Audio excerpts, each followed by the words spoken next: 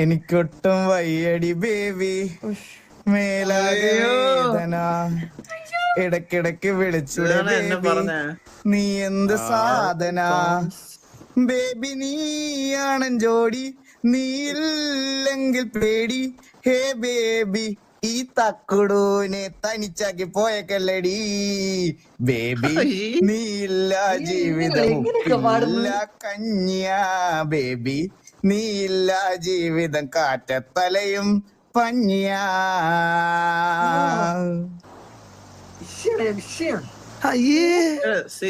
എന്നിട്ട് last expression കണ്ടായിരുന്നോ?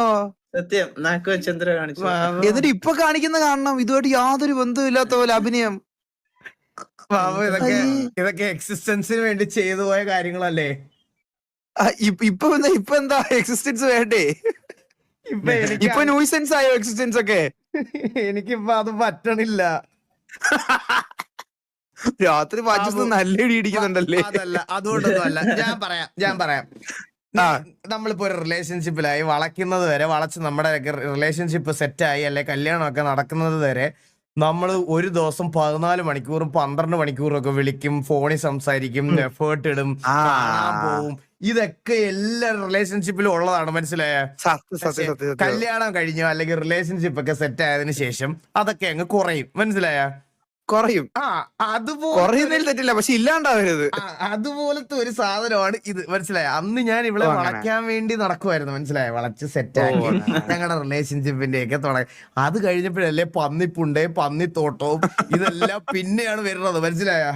അത് വന്നു കഴിഞ്ഞാണ് ഞാനിങ്ങനെ മാറിപ്പോയത്. എന്തിനു ചെയ്യാൻ പറ്റും? പറഞ്ഞിട്ട് കാര്യമില്ല. എന്തൊക്കെ അത് പറഞ്ഞപ്പോഴാ നിന്റെ കോഴിക്കടക്ക് എന്തായി? കുപ്പി ഇത് എടുത്തു വെക്കണം, മൺഡേ ലീവ് എടുത്ത് 9 ദിവസം അവധി, വീട് കാണാൻ വീട്, പിന്നെ കഞ്ഞി അസ്ത്രം അന്തസ്. ഇതെന്താ? കുപ്പി നേരത്തെ എടുത്തു വെക്കണം, മൺഡേ കൂടെ ലീവ് ഇതെന്താ നോട്ട് പാഡാ?